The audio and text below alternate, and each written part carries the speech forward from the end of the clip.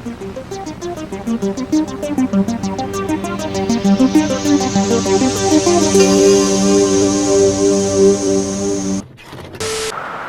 they opened. That made it. Yeah.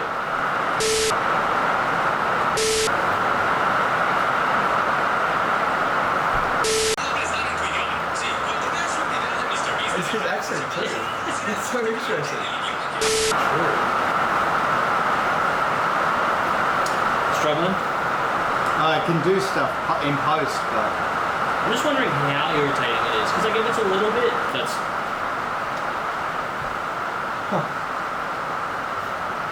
5 hours of rain later. Alright, well, I think that rain's easing off. So, we might jump in there. It'll probably be the easiest way to do it. Yeah. Alright, man. Well, thanks for coming in. Of course. Thank you for having me.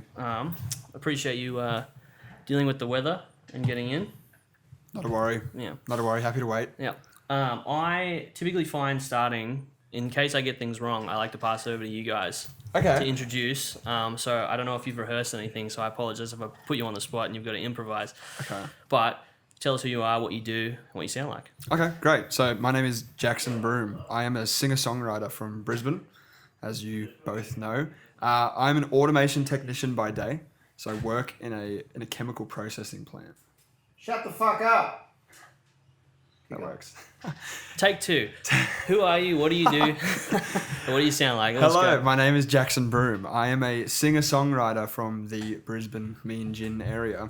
And during the day, I'm an automation technician, so I'm kind of like an electrical engineer, but not really. There's other elements of IT that come into my job as well.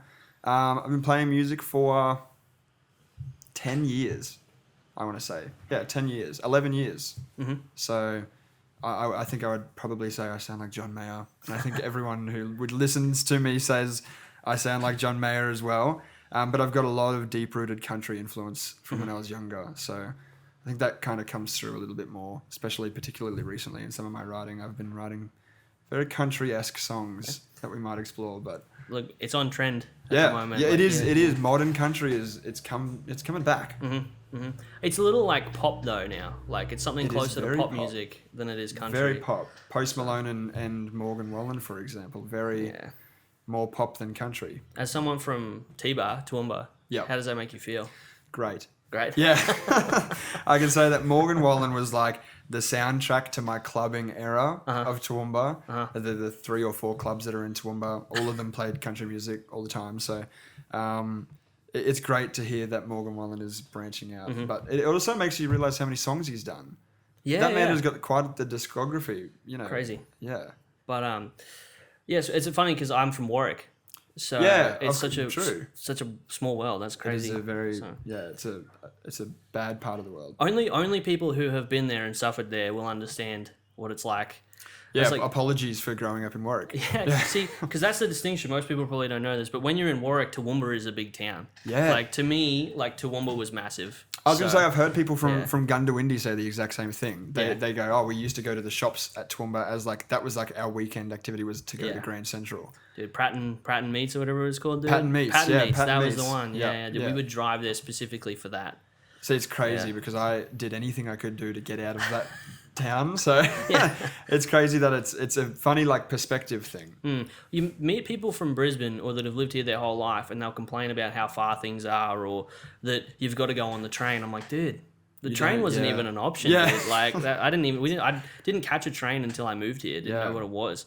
Like we had the first time I came here and they said there's a cinema with more than 2 screens and the ticket has a seat number on it because like the cinemas were literally like not numbered. Yeah. Because they didn't have enough True. seats to worry about it. Like, Wow, it's crazy that's shit like interesting. that. There's not enough people coming to the movie at Warwick. Yeah. Because who's going to the movies at Warwick? Actually, the story about that. So when Prisoner of Azkaban came out, they double booked us, and I cried about it. And I fucking threw my packet of chips on the ground because they were like, "No, you can't come in." Like that, and I was like, "I'll sit on the steps," and they're like, "No, you can't. Like Oh that's my not God. allowed." Full. Yeah, I had a full tantrum about it, dude, because Wow. it was full. Like, yeah, they filled it up because Yeah, that's wow. what I mean. Because it didn't have assigned seating, so they would just sell a number of tickets, Okay. and you could just sit wherever. So it was weird when I came here, and I was like, "What do you mean I got to sit in like P30? Doesn't make sense." So I also have a habit, if you've watched any of the other episodes, of somehow finding a way to talk about film and Okay. going completely off Bit topic of a from film, music. film buff. Yeah, so we've already done that. I've already That's got okay. one foot in there. So we'll bring it back. So you said you've been playing for about 10, 11 years. Yep. So what was your influences and like how did you get into music as a kid? Like what sort of pushed you in that sort of direction? Yeah, so it actually started pretty randomly. I was at a friend's house and he had a piano there and he could play the piano. This is like, we were like, I don't know, we're 10, 10 years old. And he could play the piano and I was like, oh, I want to do that. Like, why don't I know how to do that? So I set out to try and learn it at school. But the path of learning like piano and stuff, it wasn't really available at my school. It was like only percussion. So I actually started off playing drums. I did percussion throughout the whole of high school and then played piano, like learnt piano while I was at school as well. And then I didn't pick up the guitar until 2017, 7 years ago now. So I would have been 15 years old. And that was only because I saw the looks that people gave people playing the guitar and I was like, that is pretty cool. I would like to receive some of those looks. And it ended up turning into a much bigger reasoning behind why I now keep playing. But, and because I never got those looks in high school due to some other factors about me. But The recorder wasn't selling it? no, the recorder wasn't selling it. No. The piano wasn't really a good seller point either. Yeah. Sorry, buddy. Yeah, sorry. Yeah. But you sing, so it's all right. Like, I feel like if you just play the piano, that's the like cornered instrument. It's hard. Yeah. I was gonna say, if you only play the piano and you didn't sing, I feel like you're a music teacher's child. I've met a lot of those people. Yeah, if the only instruments they play are like classical instruments, so or if they say things like woodwind and brass, then you're like, you know the terms. You have never played a guitar solo in your life. Not that that's a bad thing. No. No, probably saves their ego a little bit if they don't play a guitar solo. I make fun of people who have like crazy amounts of theory knowledge, but I probably should be better at it than I am. And he probably knows all too well. Like the amount of times I'll play like a chord and I'm like, and he'll be like, oh, what is it? I'm like, I don't know. Yeah. And he'll like sort of look at it and decode it and go, oh, it's a something sus 911. 911. Okay. It's an inside chord. So.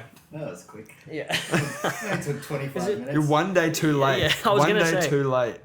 Or is it the right time because of the time difference? Yeah. Well, it's not too soon because you missed the day. Oh, that's true. Yeah, that's true. It's too late. Yeah. Too late. Too late. So. Try again next year. Yeah. Never forget. All right, sweet. So yeah, and what were your influences like? Because if sort of piano was where you started, how did you? So you migrated to the guitar, but like, what was the pull? Like, who sort of got you there? So for piano, I honestly, whatever music was popular at the time, I remember learning like Monster by Eminem and Rihanna, which was such a wild song to try and learn on the piano, but it was a vibe. But anything singer-songwritery as well was that's what I wanted to learn. But I didn't even learn chords. I was just learning like the way I would play a song, if that makes sense. Just like the melody and whatever to that song. It wasn't until after I learnt guitar where I learned how to piece together piano chords. But yeah, anything that was popular at the time, but also country music. I grew up listening to 90s country music. Both of my parents were quite forceful about that influence. And although I hated it at the time, I love it now because that's like sort of my roots. And yeah, so a lot of the songs that I learnt on piano happened to be country. Like Garth Brooks. Yeah, Garth Brooks, and Dunn, Alan Jackson, Brooks and Dunn, Keith Whitley, George Strait.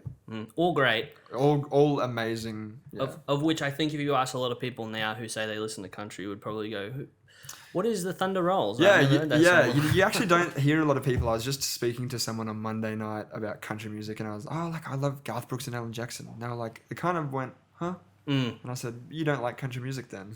Yeah, I can tell you've never been way down yonder on the Chattahoochee. You've never been down in a honky tonk. Yeah. Neither have I, but I can tell you through song what it feels like. I've experienced it transiently. Through my speakers. Through Chattahoochee and Country Boy. Yeah. And then, so now the sound has transitioned to something resembling John Mayer, which is not bad company to be in, if you ask me. Yeah. So how do we get there? That's a very good question. I feel like it's every guitar player's journey to stumble across a John Mayer song at least once and to have to try and learn it. I was in a band playing bass in high school called the Cardboard Cutouts.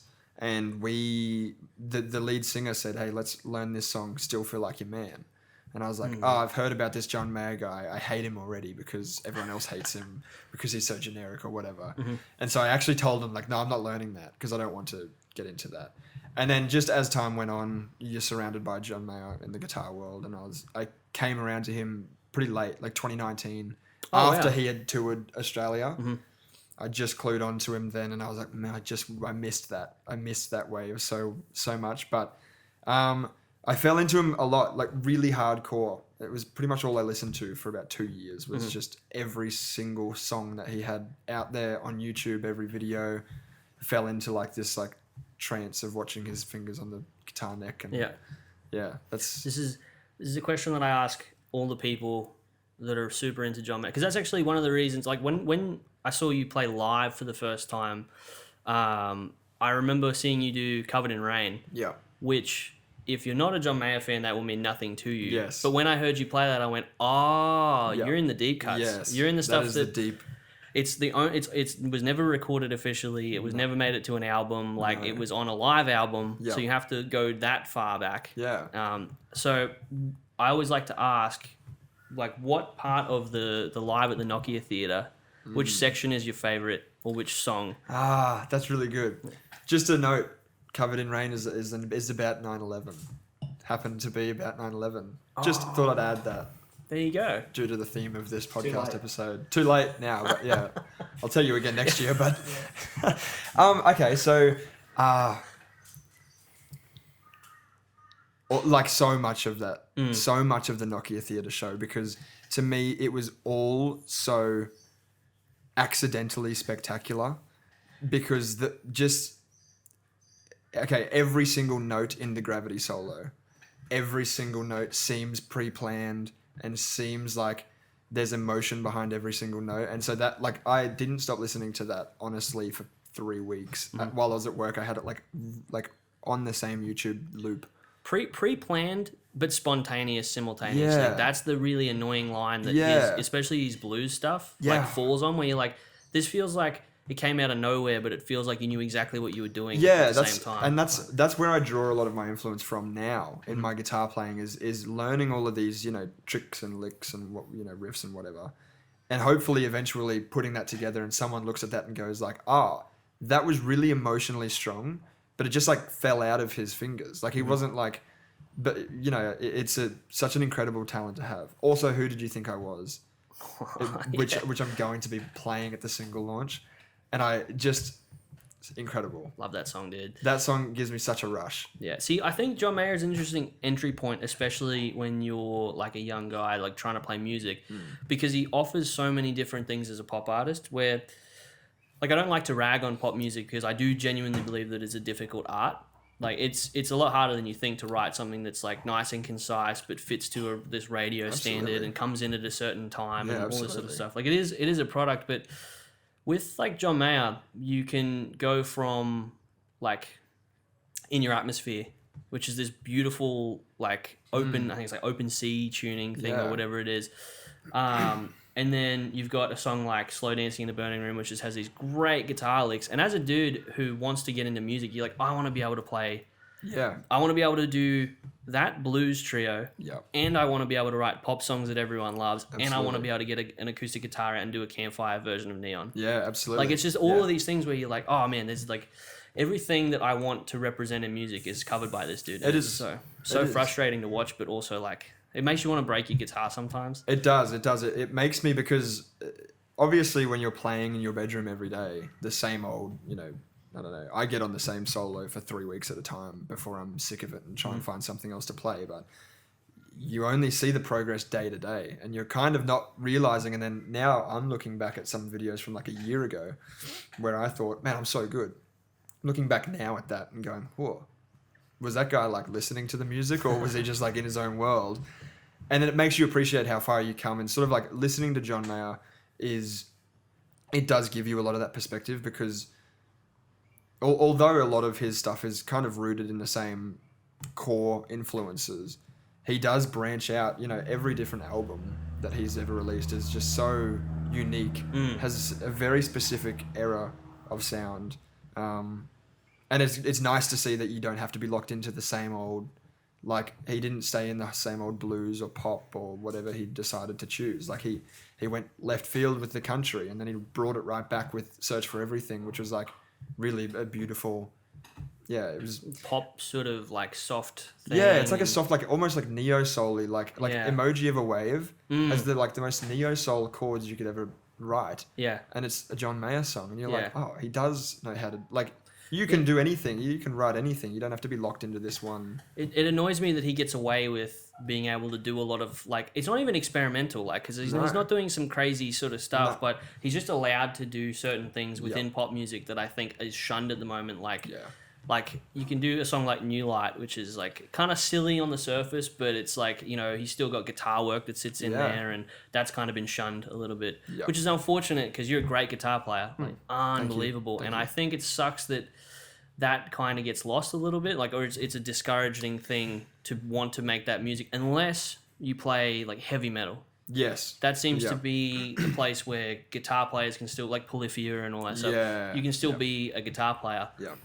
But I think it's kind of I don't want to say it's a dying art because it feels a little dramatic. But I think it is. Yeah. I actually agree. That's something that I've been thinking about a lot lately, because with a lot of my recent songwriting, I even told my producer, I said, I don't want guitar in this song, which killed me as a guitar player to say, because I was like, you know what, I want this to be a pop song. Mm-hmm. And later in my music career, you know, I want to introduce slightly more guitar. I mean, you know, my live show, it's going to be guitar, because I'm playing as a trio at the single launch. So it's obviously going to be pretty guitar heavy. But for the pre-recorded stuff, you don't hear it a lot anymore. You don't hear the guitar shining, and it's almost a little bit, you kind of go like, we know you can play the guitar, man. Yeah. So it's about trying to find that, like, how do I make that feel special to people again, to hear a guitar solo for the first time and go like, like, this is pop music, and it's also like a really cool guitar track that's going to be really popular or something.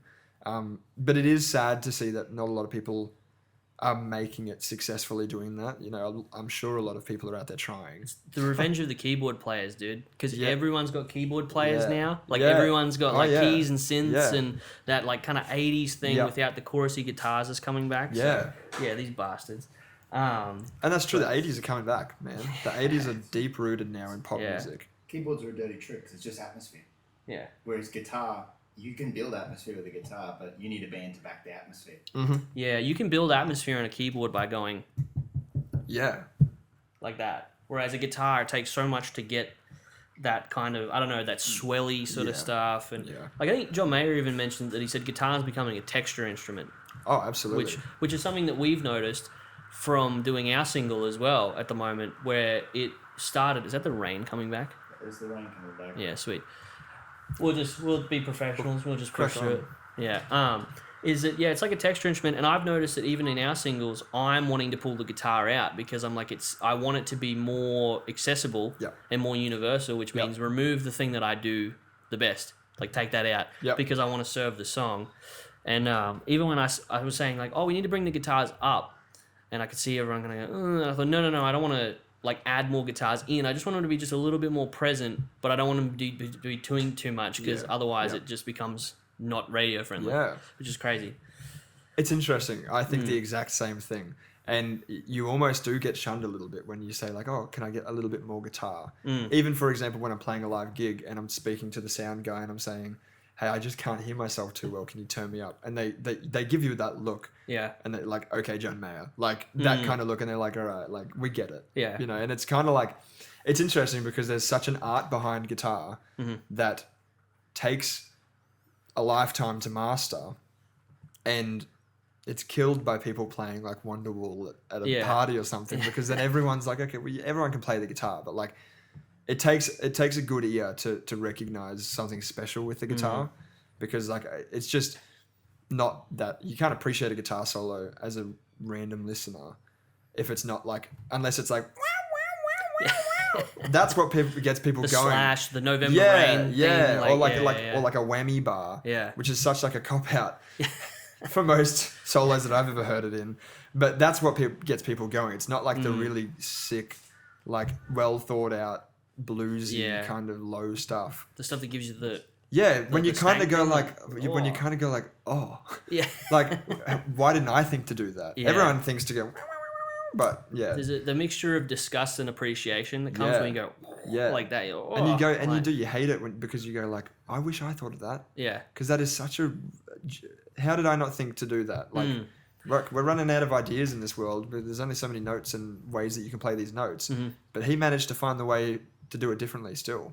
See, on the subject of guitar playing styles, do you have a genre or style that you wish you could play? Like, let's just say you were just completely capable, you could pick it up and play it straight away, but something that you don't necessarily like listening to.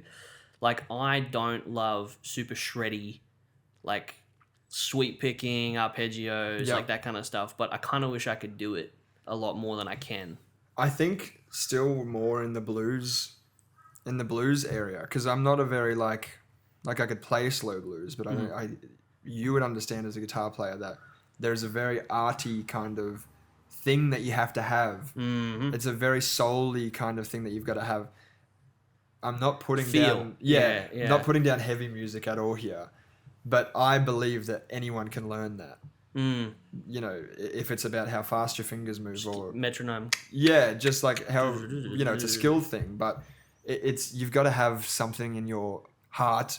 This sounds very cringe and a bit preachy. It's technique over touch. Yeah. See, like with heavy metal, it's technique, and I think that anyone can learn that, not just me. Anyone can learn that. Yeah. But And with blues, it's like you've got to really have some inkling in you that like is a sweet, molassesy kind of soul to like hit that note and to mean it. Yeah. You know, I don't know. It seems a lot more crafty to me. Yeah, it's interesting because, like, and metal people will use that as a, like, getting into genre, like internet forum, like, well, you can't do this and you can't do that. Yeah. But I do see that from people on that side of the aisle where they're like, well, you just say that because you can't play fast or whatever. But then it's like, well, you don't play with any feel.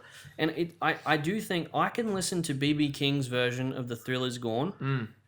He could have done a 10-minute solo in that song, and I would be hanging on every note.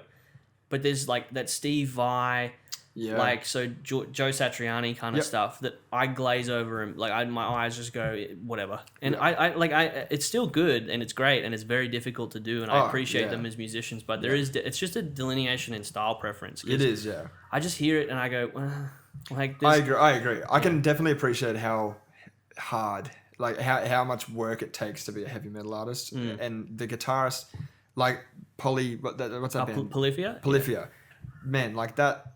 Those insane. riffs honestly piss me off though. Yeah, they sound like a polyphonic ringtone. It's really crazy. Like drives me nuts. It takes so much skill to play like that, which I can appreciate. But I'm also like, but I also don't want to like. To me, that's not like. I don't think there's an objectively good way of playing guitar. That's not what I want to do though.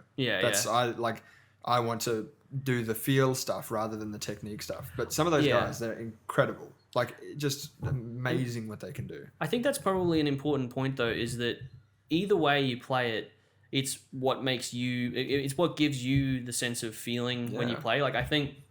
Like, some people appreciate being able to get that, to nail that really intricate sort of stuff. Me, I couldn't care if I nailed the fastest thing, but if I felt really good while playing it. And I wonder if that is the same feeling that you get when you do the opposite. Like Absolutely. Yeah.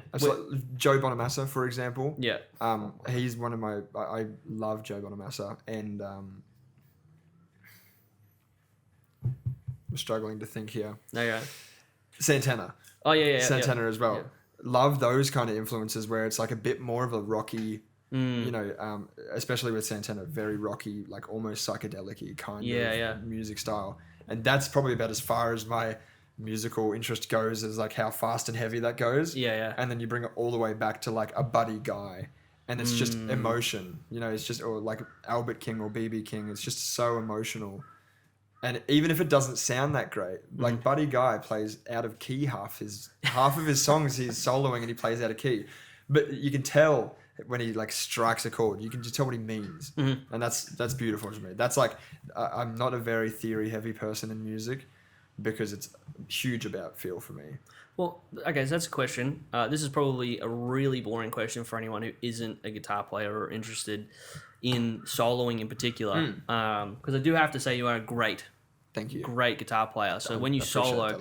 it's one of the few times where I've seen someone solo where I don't get bored. Okay. I try to wrap my shit up quick. Yeah, Because I okay, go, yep. all right, let's get in and out. Because we don't really get to lean too much into the blues side of things. It's all Yes. very kind of like poppy, I guess. Yep. So you say you're not a big theory guy, but I hear you jump in and out of like major and minors, Yeah. and you're all around. Do you consciously think about the chords and think about where you are on the fretboard? Like if you go, we're in A minor, so I know what the 1, 4, and the 5 is or whatever, and I'm going to move relative to the chords, or do you just go completely by ear? It's funny that you say that. Okay. I want to say like 70-30. 30% of me is knowing what chord I'm in. Mm-hmm. Actually, I'm going to say 25% is knowing what chord I'm in, and 75% is just feel. But also, like, you know, we know as musicians that feel is also just what you've learnt previously, and just somehow piecing all of that together to do your own little thing. But so I very actively think about the minor major thing, because to me that creates so much dynamic in whatever you're playing, and particularly when it hits the right chord for something, it can make it sound incredible. And just like what I feel in me, especially when I play that, is like what I feel when I'm listening to Covered in Rain, the solo on the Any Given Thursday album. You know, like I listen to that over and over again. 2 minutes 53 is where it is, because I know that because I was scrolling back. I was just doing this for like 10 times a day when I was 4 years ago when I found that song. So I do think about it actively sometimes, but it's harder when you're on stage and you're like, okay, I've got 32 bars to do this. So I'm going to have to do what I think is best right now. And sometimes it's not. Yeah, most of the time at the moment for me, it's not. It's just whatever is coming out of my fingers, because you know, you sort of feel stressed for time. You don't want to sit there and think too much. I've got to play something. But yeah, I would say 25% I'm thinking actively about what I need to be playing, but 75% is just like I'm going to let me take the wheel here. Like the other half of my brain's going to take the wheel and just play what I know I can play. Do you visualize the fretboard when you play? Not necessarily when you're soloing, but even when you're doing like chords. Are you thinking in terms of chords, or are you thinking in terms of positions and fret? Positions and fret, yeah. Because it's funny that you said before, you know, like, am I on like the first or the fifth or the minor third or whatever? Yeah. Couldn't tell you. Couldn't tell you, honestly, if you were to tell me, like, yeah, I know this is killing you. The piano players are I know, the piano players are like, The rest of the band goes, what the fuck's going on? No, I know, because I don't think about it because I've never learnt it properly. Like, I did music through school, and even like the advanced music, for example. But because of my ability to write a song, I managed to get through that with some decent grades. But luckily, they weren't asking me like, oh, can you memorize the circle of fifths? Or if I'm thinking of the fifth of something, you know exactly what I'm thinking. Yeah. I'm thinking, okay, the next string 2 frets up, 3 frets up. That's what I'm thinking for a fifth. I'm not thinking of the circle. This is killing him right now. It is hilarious to me. This is exactly what I want. Because you'll be like, oh, the inversion. And this is a C add 9 inverted. Damn, that's cool. Here's an A minor pentatonic nerd. Yeah, okay. Here's the same John Mayer riff that I play every time I pick up the guitar. Yeah. But it's interesting because I hope to get, it just comes naturally, obviously, when you start learning things, it does come naturally. So I think like eventually, like I'm starting to get it a bit more, but I also, with original music, you kind of don't have to think about that. Yeah, because I think you have to get there by feel almost if you aren't I say classically trained, but I mean more someone who's like learned through like going through like AMEB or like whatever it's called. Like I didn't do it, so I couldn't tell you either. I didn't sit at a keyboard and go like C, middle C, whatever. I didn't do any of that. I just picked up a guitar and learnt chords on like Guitar Tab websites and Ultimate Guitar and whatever else. And then get really annoyed when the Guitar Tab that was on there was wrong, but I couldn't figure out why it was wrong because I didn't know what I was doing. So absolutely, that was part of my progression. Was like I'm self-taught on the guitar. I just look at the chord shape online and just hurt my fingers until I got it. But part of my progression was like seeing. Okay, so while my guitar gently weeps is quite a moving. You know, it moves quite a lot with the chord progression. And I knew that I'd finally learnt enough chords when I could play that. Yeah. Because I didn't have to look at on Ultimate Guitar. I didn't have to click on the chord to be like, okay, what's this chord shape? How do you play an A7 again? Like, oh, what's a D7? Yeah, I'm like, what am I, like, what is this? And like when I finally was like, oh, I can just make up like I can play the right chord, but like now I know enough positions and where everything is on this fretboard to make it up. That's when I was like, I'm getting somewhere. in. Yeah, I'm starting to get somewhere. This whole self-taught thing isn't so bad after all. Yeah. So in a world where you envision sort of a Mount Rushmore of guitarists, who's on that list? Obviously John Mayer's there, but like who's... Yeah, so John Mayer's like the mountain, obviously. And then there's... Some rocks at the bottom. Yeah. Okay, so the pebbles on top. So am I getting 3 others, right? There's 4 people in Mount Rushmore, I think, right? Okay, so that's a really good question. Okay, I'm going to say B.B. King, Stevie Ray Vaughan, obviously. I'm going to say Tom Misch, which is really left field. Okay. And do you know Tom Misch? A little bit, yeah. Have you ever heard of Tom Misch? He's very left field, not an incredibly like great solo artist, but just really, really kills it on the guitar. And then I'd say Buddy Guy. Okay. Yeah. Yeah. So you're like entrenched in the blues. Like, entrenched. And that's like, so Tom Misch is like a neo soul jazz blues artist. So very much in that realm. But there's just something about it that every time I listen to any of those guys play guitar, I'm just like, what did they do to get there? What did they, how do they think? Like, what are they thinking when they're playing? Like, that's what I want to know, because it's not about what they're playing. It's about like the reason they chose that. And I'm sure you've seen the John Mayer interview where he's like, okay, like all fine to learn gravity, but learn the scale that's in and what else you can do to sort of...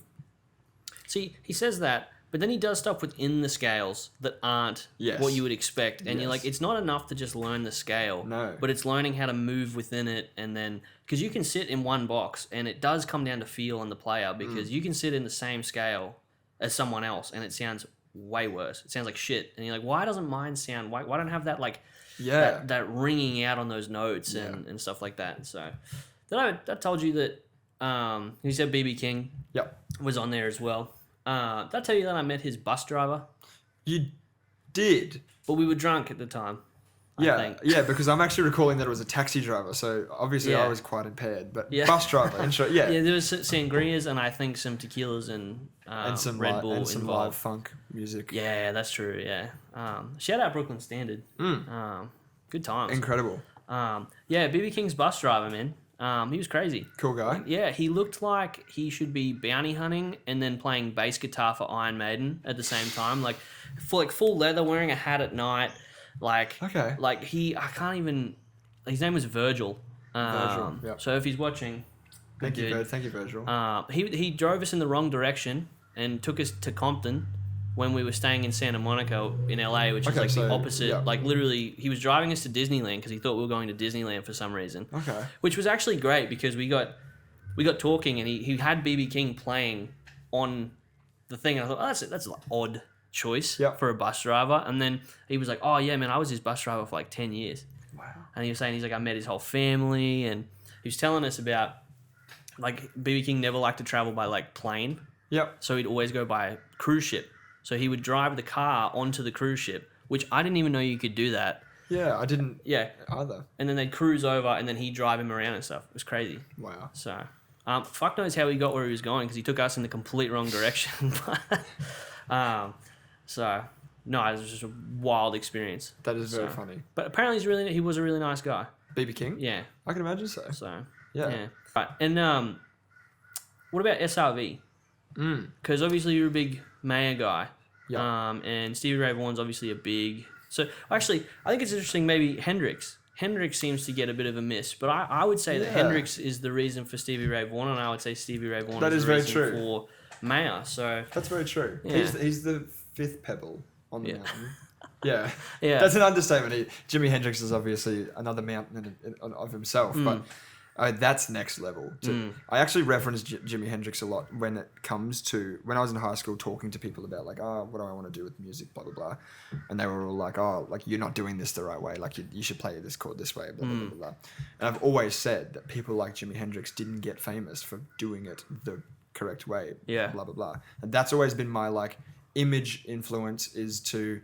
in terms of breaking standards and actually getting out there and making people recognize you. Like he flipped everyone on their head in terms of what they understood about guitar or music. Like 100%. Like literally his headstock was upside down. Feedback. Like using feedback as a tool. And just stuff, like the way his fingers just like slipped around his fretboard and like, and his real sluggish way of playing, but also it was in. Yeah. Like it flipped everyone on their head, and he was not doing anything anything in the usual. You didn't learn any of that by school, and it's one of those things because it took me a long time of playing guitar to get into Hendrix, because like there was something about like Hendrix and like the Led Zeppelins and all these where for some reason I just avoided it because it was like the thing of classic rock. I was like, nah, I don't want to do that. I want to stay away. So I kind of avoided those kinds of guys. And then when I was in high school, I got into Stevie Ray Vaughan through John Mayer, and then because I heard Little Wing, and then went, oh, that's interesting. Like, and then that's how I got into Hendrix. And I think you can't appreciate Hendrix unless you play guitar. Like, I mean, you can enjoy his stuff. But it's not until you've tried learning guitar chords and then you sit down and you go, what the fuck is Little Wing? Where it's like, there's no real chords happening, but you're playing rhythm and lead simultaneously, but it's not traditional rhythm and lead at the same time. And then he's going into solos. I honestly, it's such a strange thing to say because obviously he's well rated as a guitar player, but I still think he's underrated. I agree. Because if you've never tried to learn, like, I don't know, Castles Made of Sand or like all of these sorts of songs, like the way he's moving, like that F major, like where he plays the major as the F and moves it around, and it's fucking crazy, dude. And I think, how the fuck were you doing that in the 60s? Like, I can't think of anyone who predates him. No, that's exactly right. It kind of stops there, right? You kind of go like, was he the first like guitar player? Like, there'll be some fucking nerd who's like, well, actually, there was a guy called fucking blah, blah, blah in 1962 who played this one album or whatever that was like this. But I just, like, you can sort of see where Hendrix leads to these other guys. Absolutely. But I just think, where was he pulling from? It's funny that you say that because now that you talk more about Jimi Hendrix, I'm sort of realizing that he absolutely is deep-rooted in like every guitarist who follows John Mayer particularly. Wait Until Tomorrow. It is a great song. Bold as Love, exactly. Amazing guitar solo. Really great. Castles Made of Sand was one of the first songs I learned on electric. Oh, coming out swinging. Dude. Yeah, tried to. Took me a while to learn that. This is back in the day where learning a song would take you like a month or two. Of like, okay, I've played today. Now I can't play for 2 days because my fingers are calloused to the shit house. But Jimi Hendrix, man, he just flipped everything on his head. I think him and SRV, I'm still a little bit scared of in terms of really doing a deep dive like I did with John Mayer, because it's just a whole different like universe of understanding that you've got to get in, like a mindset of understanding that you've got to get into to really see what they're doing. And I agree that I still think once I listened to Jimi Hendrix and finally appreciated what he was doing, I was kind of like, why aren't more people talking about this? Like, this is insane. When you know what he's doing, like, and with no previous influences really in terms of the psychedelic rock, bluesy kind of funk, weird, circle that he was in. There's not a lot of previous influences, so he just came up with that out of nowhere. Which is even more spectacular than just following what the previous guitar legend did. Like rock savant kind of thing. Because it's weird, because you think savant, you think, I don't know, like classical piano and all these like sort of crazy things. But yeah, there is something about...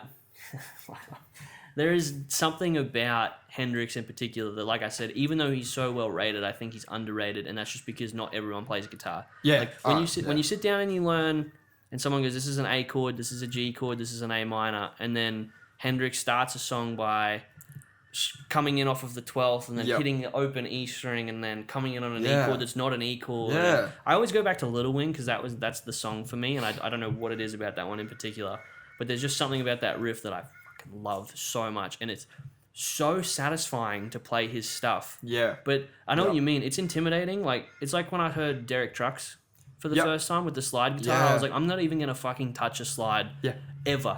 Because there's no point, because whatever that is, that's as good as it gets. No, that's and right. I'll just go fuck myself. Literally, you look at that and you're like, well, he's already done it. I don't need to. I don't need to try that because he's got it. He's the only one doing that at that level. So but then you still jumped in to Mayer, which is crazy. Which is probably a larger deep dive to do realistically in terms of how much he covers, and in terms of how much is available to watch of him on YouTube. There's so much, I've deep dived so crazily low into YouTube. I think I've got everything now. I think I've covered everything Mayer. You know it's bad when you can tell, like when you say, oh, you know that interview that he did, and I know exactly the one you're talking about. Yeah, like, I know that you're on the same page as me because I'm thinking like, okay, I picked it up as soon as you knew Any Given Thursday. Oh, I was like, oh yeah, we know. And I my introduction to that was the Someday I'll Fly documentary that's on YouTube. Yeah. You would have watched it. Yep. Covered in Rain was one of the songs during that documentary. And I heard like the wow, wow. Like I was just incredibly amazed by that. And then I bought Any Given Thursday on YouTube because I was like, I've got to watch this. Someday I'll Fly was the fan documentary, right? That was it's a fan-made documentary. It's not even a real... And it's incredible. Yeah. And then as I'm watching these other interviews on YouTube, I'm like, that's where that came from. And I'm going full circle of the Mayer YouTube. Yeah. I think it's because he's an accessible artist Absolutely. and also because he plays other music that you feel that you could, like I could do, like a lot of his like acoustic stuff. You're like, I could do that. Yeah. So then maybe I can also do Wait Until Tomorrow. Or maybe I could do Bold as Love or whatever, which are both Hendrix songs, but same deal. But he covers them really well. And it's funny that you say that because, you know, a lot of people start off with the acoustic stuff. I did not even try to touch Your Body is a Wonderland or... I couldn't tell you what key that's in. I couldn't tell you what the chords are. Right. I fucking skipped that. Yep. So, but in saying that, the first song of his that I learnt was Why Georgia. Yeah, see, that's because it's kind of like it's like a slappy acoustic. Yeah, it's fun. And you go, that's a cool way to play the acoustic. You're not just like strumming. It's something that he very seldom does. He very rarely strums. He's always...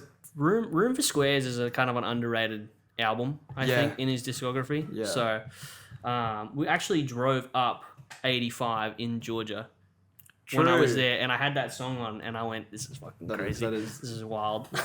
Since we've spoken of every other guitarist, perhaps we should speak on your single coming out, Minute. Yeah. Tell us about the writing of that. Tell us about like how that came about. Yeah, so did I send you guys Minute by any chance? I believe you sent me a brief one or like one as you were getting it together, but I don't know that I have the finished one. True. So I wrote that song 2 years ago about a breakup that I went through, but I wrote it from the other person's perspective, which was a really like weird mindset for me to get into. I don't know why I did it, but I was just feeling like inspired to write that kind of a song. And so I just went, okay, I'll put myself in her shoes and just see what this sounds like. And it'll be a bit of a review on myself as well, because I'm like, okay, this is how I sound. This is what I sound like. This is great. So, and I love putting myself in vulnerable positions to write songs about myself, because it's number one, it's probably the largest emotional outlet that I've got is songwriting. And so very raw emotions are going into this, and it's a very reflective song for me. It's, you know, admitting some of the mistakes that I made when dating, you know, people in the past. And so I wrote it 2 years ago, and I always had it in my mind thinking, how can I turn this into a Mayer song, like a John Mayer-y song? And I never figured it out. And it was only until this year that I went through another breakup in May, and I went, okay, I want to get back into my music. Like, let's pull out the archives. What have I got right now that I could just go up on stage and play? And I'd already had my EP released on Spotify, which What is that, by the way? So it's called To Be Free. To Be Free. To Be Free. Jackson Broom. To Be Free. To Be Free. It's a 5-track EP.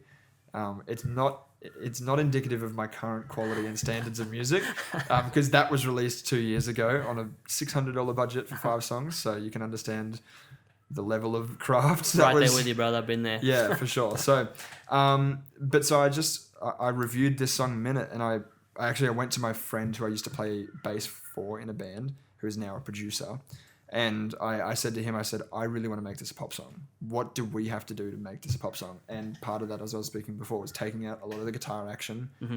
There's almost no guitar action in it whatsoever. And just popping it up a bit, like adding a couple of stops, lots of synthy, you know, piano-y kind of stuff you would love. It has to happen. I mean, that's just pop music. I feel like pop music, you have to have it. Yeah. There's something in Logic called the Broomway synth, or a Broomway piano, or a Broomstein piano, or something like that. Anyway, so my last name is Broom. So we decided to go with that as like the thing, and it actually sounded great. But yeah, so he helped me just crafted a little bit, adjusted in a couple of ways to make it sound a bit more poppy. And he's not even a big fan of pop music, but he's just got that producer mindset of just, we agreed on the goal and we just worked like endlessly for weeks. We were working on the vocals for it to try and sound more poppy because I didn't have any background vocals or anything written originally. But I'm really excited for it to come out now. Hell yeah. This is the most I've worked on anything music-wise. Emotionally, like the song, as I said, it's a very raw, emotional song for me to put myself out there and be like, hey, this is how I fucked up the relationship. It was all my fault. And so you can hear about that from the other perspective now, which is, I think it's an interesting way of songwriting because I write about my I write about my feelings all the time. Let's write about someone else, what I think someone else is feeling from my actions, which is also probably completely separated, fully removed from what they might be feeling. But it's an interesting way to confront what you're doing to someone. Almost a moral exercise. It is a moral exercise, correct? Because it's kind of like being honest with yourself as well. I mentioned a line in the song. It's called "Don't talk about growing old if you don't intend to see me at all." And this is a mistake that I made, as everyone, let's grow old together and let's have babies and grandbabies and blah blah blah blah blah. Yeah. And I feel like it's such a reflective line because it's exactly what happened in my relationship. I was talking about growing old with someone and she said that to me. She said something about, don't say that to people if you don't mean it. And I was like, gold. I didn't think about it when it happened. But reflecting back on the situation, I was like, you know what? I'm going to put it word for word because then at least it's also it's true. Like this is a thought that actually came out of. How crazy is that? You can have an emotional conversation and someone says something, you go, yoink. No. Hey, man, don't feel too bad about it because when he broke up with his girlfriend, we were in a band practice at one point, and I remember he came in and he was really upset. And as he walked out, I went, "Fuck, we're gonna get so many songs out of this." But you know what? It is very. Not that it. It's cheaper than therapy. It is. It's cheaper than therapy, and you know what? After the breakup that I went through this year, it was I a couple of weeks after it happened, I went, "This is going to be awesome." Yeah. Because I've got so much motivation to write. Because now I don't have that, I've got a different emotional outlet now. It's not talking to her about things. I don't have her to talk about it to. So this is where I'm channeling all of that.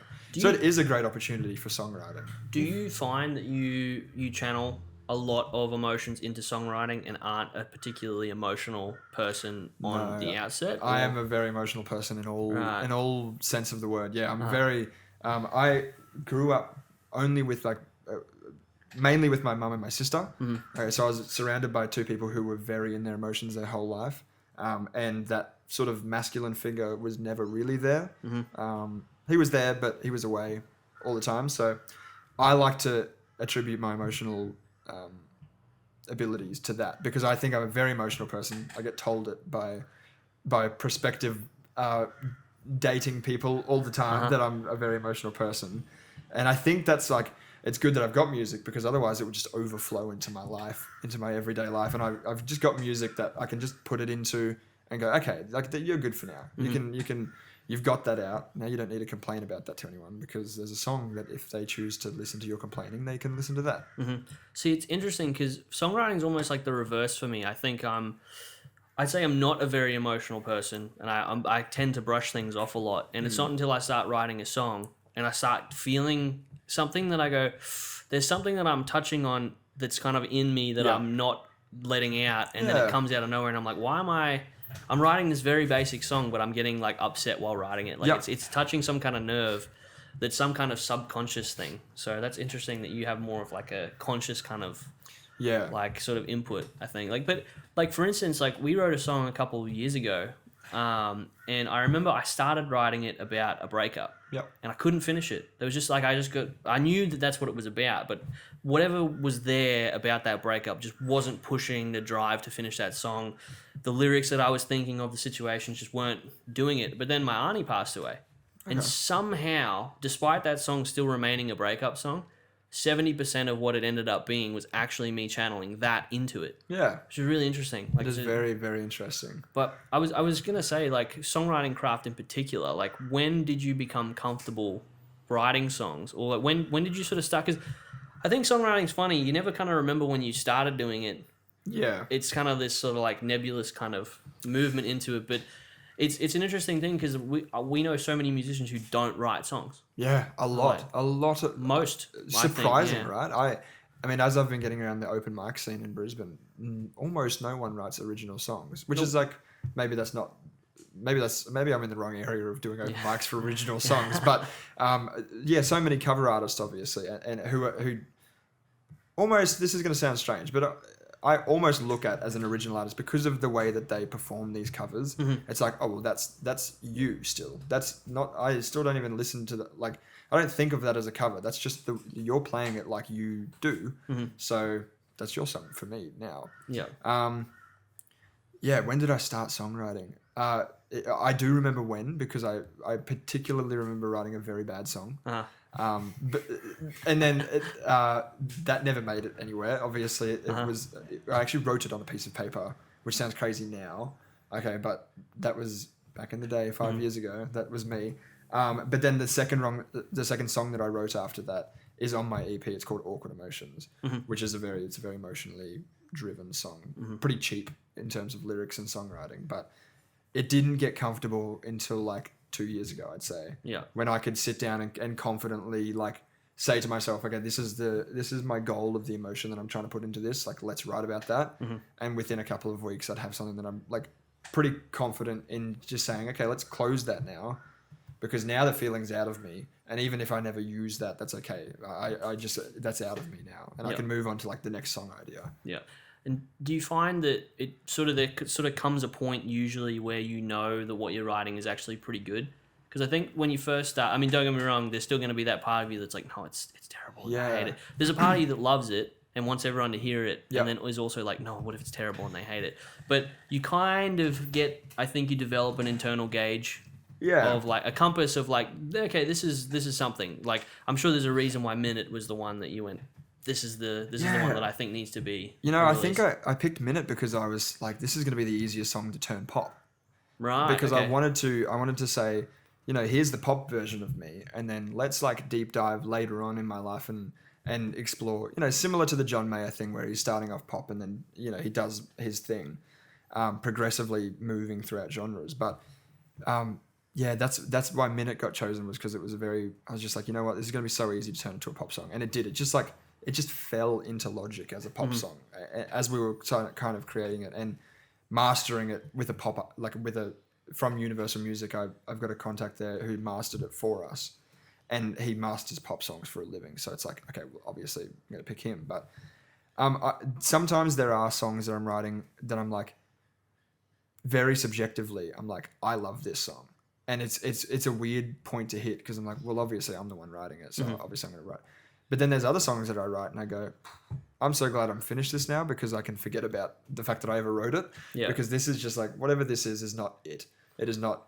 But then I write some songs and I'm like, this is going to be really like, heartfelt, really deep, emotional. And then I play it at an open mic night and like no one says anything. Everyone talks about Minute. And I'm like, I'm like, cool, great. I'm very glad that I've got at least one song that you liked. Yeah. But like, what about this one that I put way more effort into, and all of my heart is in this song. Yeah. And like, it's interesting to think that you've got a really cracking song on your hands, and then like, it's not. Dude, it's like, so our typical, you would have heard it, our typical 3-song run when we're doing 3 songs is Caroline, Into, Sideways, and Getaway Car. Yep. And it's weird because for the longest time, we would write these like bangers, like big, like sort of like operatic kind of like power ballady sort of songs, and do all these kinds of things. And someone would go, I really like that 2-minute 30 song that's in 3 that like is just, that doesn't really mean anything. Yep. I don't think there has any legitimate emotional connection in any capacity. A little bit, like it's just like such a basic, simple song, and everyone's like, "That is the best." And you're like, "What? Did you hear the other ones?" Yeah, like you want to be like, "What?" But the other one's really good. But the other trust one, me, I like more. Yeah, it's like, but it's also like when someone only says one of the 3. Yeah, you still want to be like, "What the fuck's wrong with the other 2?" Yeah, it is. It is a weird like, because obviously you're there to impress people as well, right? You know, like as much as I love playing music, it is also for people to go like, oh, like. That's all of those songs were yours, like really cool, like really great. But then sometimes you play 3 originals and you only get one talk. Like, but it's interesting because everyone talks about the same original. That's when I'm confused, but also equally like satisfied, because I'm like, okay, like I know I've got a great song on my hand, such as Minute. You know, every time I play Minute, it gets a lot of love, and I'm so thankful for that, because I didn't think that it was going to be that song. I've got so many other songs that I'm like, but this is cool. Did you hear the guitar solo? Like, like, did you hear that? Like, it's got the riff in it that you're missing. Yeah, Listen, I'm like, please. I wrote that riff. Like, that's not easy to write a riff. Like, you just have to play something until it sounds cool. Yeah. But it's not something that people appreciate. Like, you know, I always reference slow dancing in a burning room. Oh, yeah. As in, like, how does one even fathom writing that? But it just would have come out one day. Yeah. That's just what would have come out. And I've been taking that approach with a song recently. I was like, you know what? I don't have any songs that open with a riff, so I'm going to try it. Yeah. Just started playing stuff, and I was like, doesn't sound good until it goes platinum, gold, whatever. Then it's a riff. Yeah. Right. Then once people recognize it, when you hear that, like, the slide up on the A string whenever he starts playing that song, you know immediately. But like when he first released that song, it didn't mean anything to anyone. Yeah. So it's interesting when you write something and you think it's really cool. And, and everyone's like, it doesn't even.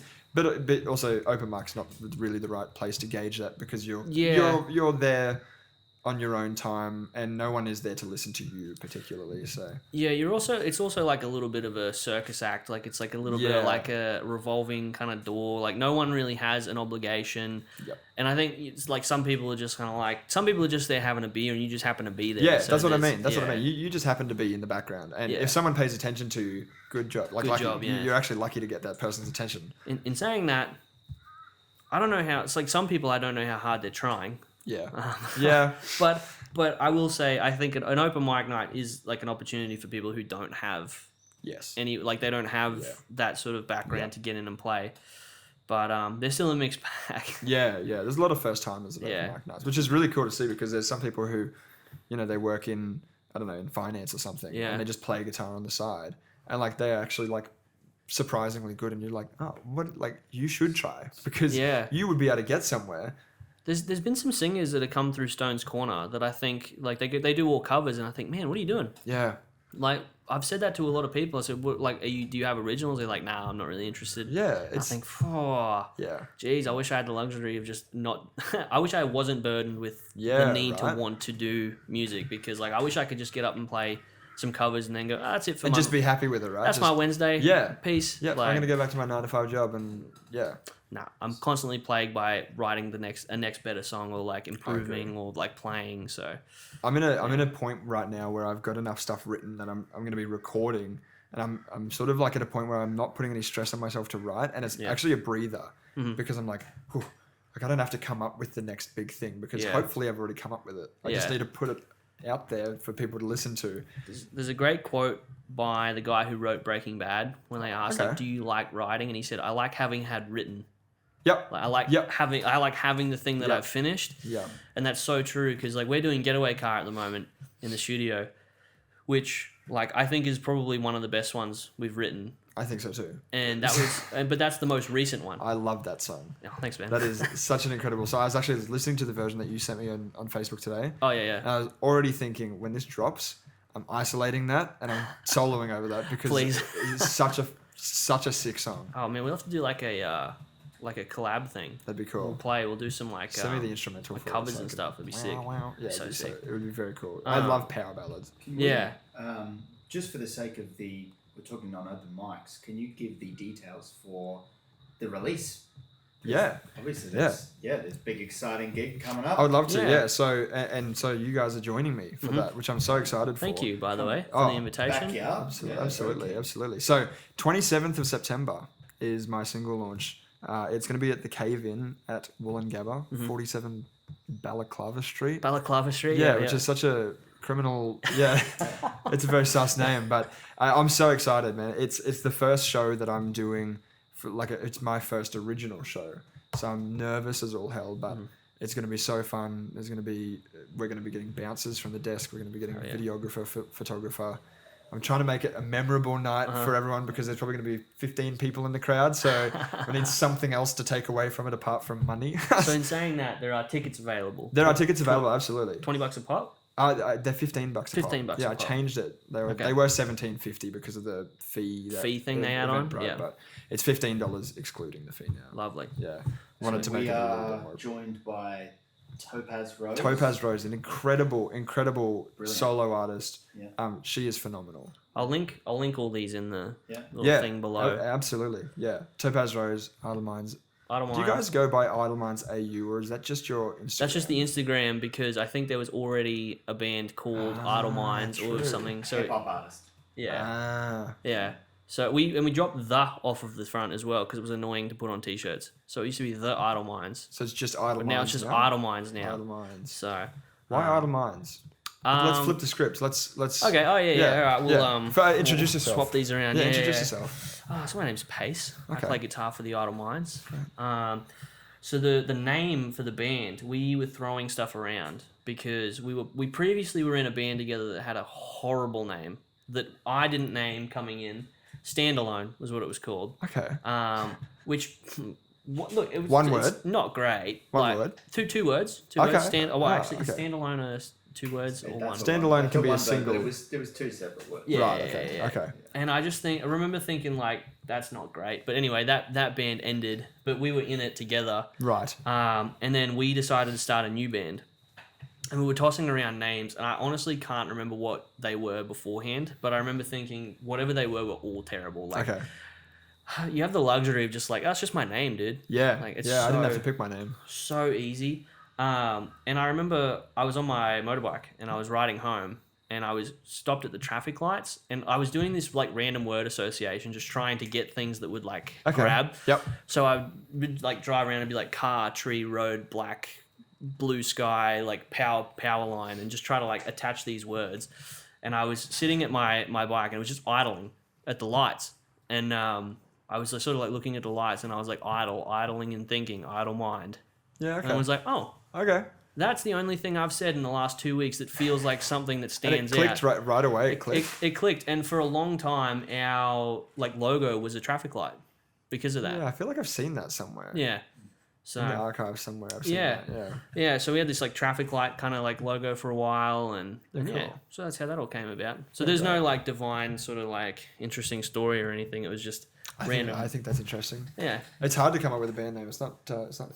dude, it's so tough because you have something that needs to like represent you, Yeah. but also doesn't throw people off when they hear it, and then because you secretly want it to sound really cool, like you want it to sound like super cool, Yeah. but you don't want people to like think that you think it's really cool. Yeah. You know what I mean? Like, I know for a fact when those dudes said AC/DC, they were like, that's fucking sick. Yeah. Like, and they picked it and you're like, that works for a rock band so well. It does. So- AC/DC works very well for a rock band. Bastards. Electric, some might say. Some might say. On that, Oasis, opinion. Okay. No opinion. Don't factor in the stories that I've been putting up. Yeah, that's to be honest with you, that is the most reference I've. Uh-huh. I am not a massive Oasis fan. I've Okay. never deep dived into it. All right. So I don't have an opinion. Okay, I, interesting. I love Wonderwall, and there is a couple of songs that since all of this Oasis tour or getting back together thing has come Yeah. about, everyone's been posting on their story obviously with their favorite Oasis song. There's actually a lot more songs that I know that I didn't think were Oasis, but now I'm like, there Yeah, you go. dude. Maybe they have provided more value in my life than I've been leading on. I would say, if you get the chance, do go back and listen to at least their first 2 albums. Okay, I think you'd be surprised. You'll find some stuff on there that you go, true. that's the Wonderwall guys? 'Cause that's what I did. Because okay. Yep. my only reference to Oasis for a long time was Wonderwall. And then I heard a couple of songs off their first album and went, what the fuck is this? Really? And then I went, wait, hang on, these guys were a rock band? Ah, true. Do you know what I mean? Like, I was Yeah, like, these wow. dudes have like some mega songs. Okay, And I had interesting. no idea. That's cool. So, I do suggest. That's cool. You don't go spend $2,000 on tickets and whatever And else. flights and but- accommodation and Yeah. Like, I don't want to think about it. That's next year's problem. yeah, that is So, next year. Next year Pace's problem. Yeah. So I also had I interviewed a band, or a lady, I should say, Eliza Klatt, from a band called Eliza and the Delusionals, who are fantastic. They're actually from the Gold Coast. And one of the questions that I asked her was, what is the name of your band group chat? Okay. And she had some funny answers. And I wanted to know if you have a band group chat, and if so, what is the name? And if not, what is one of the group chats that you currently have?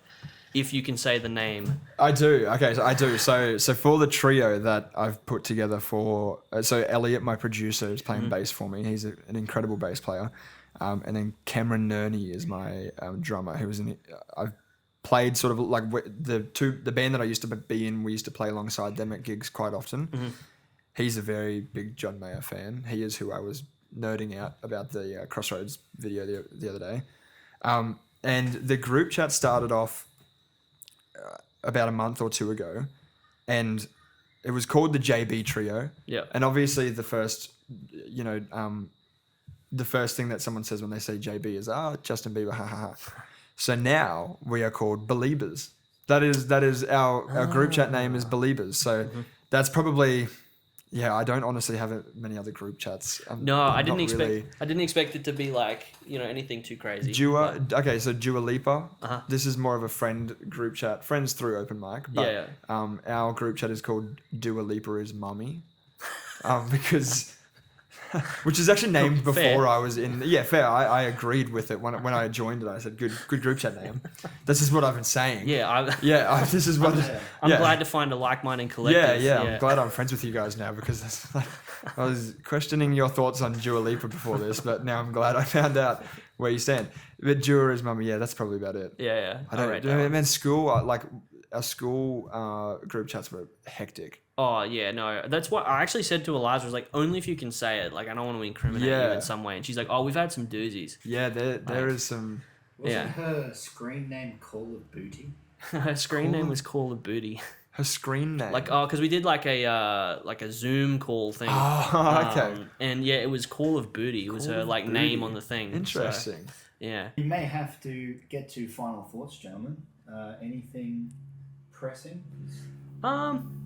Well, so you currently have an EP that's out on Spotify that everyone can grab a hold of. I do. It's called To Be Free. To Be Free. It is 2 years old, beware. It is. Be aware. It is 2 years old, and it is quite a draggy EP. Yeah, still full of quality, man. There is two, like songwriting wise, two bangers on that EP that I will say. So to Be Free. To Be Free, the track, and I Don't Think You Should Change. Great song, and we played that once, and that's a really good song. And Pace has played on that before. Yes.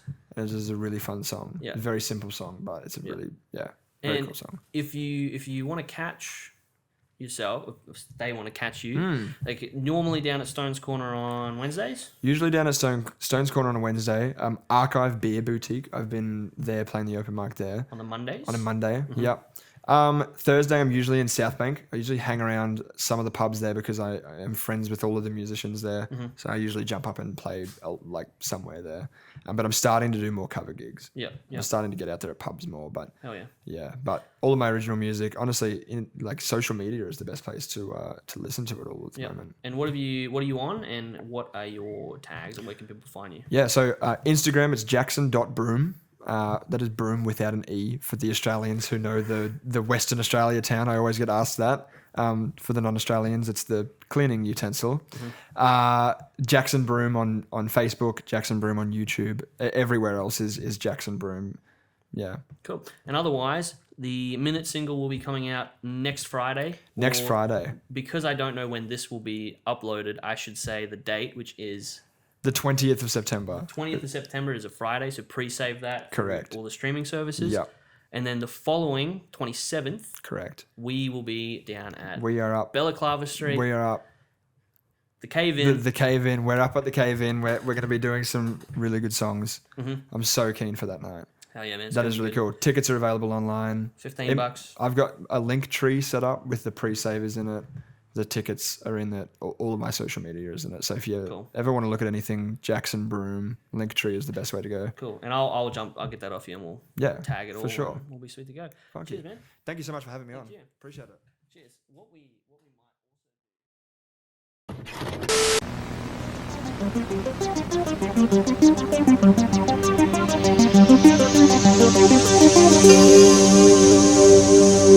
do.